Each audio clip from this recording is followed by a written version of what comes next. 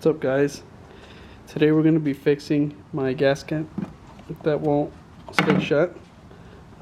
Take you through the steps of how to replace the parts so it works again. So the first thing we're going to do is grab some channel locks, pull on this so we're able to separate this plastic from the car.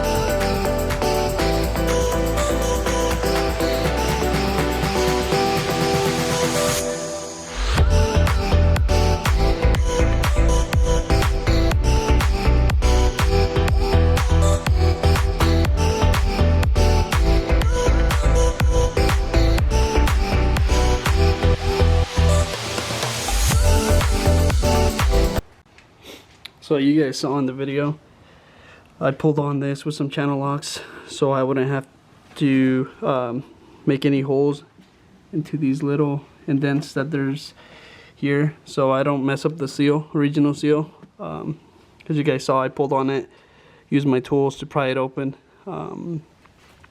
After that, I was able to pull this thing out to make it easier myself, and took those 2 screws that the device had off, which made it easier for me to disconnect it.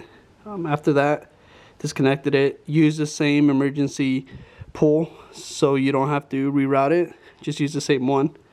And then after that, you put the 2 screws back on, connect it, and just push everything back into place, and it should be good.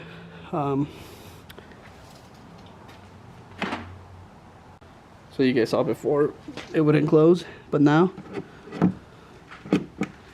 it shuts. It's good. When it locks, it won't open up. Then when you unlock it, you're able to open it up, pump gas. So thank you guys for watching. Comment, subscribe.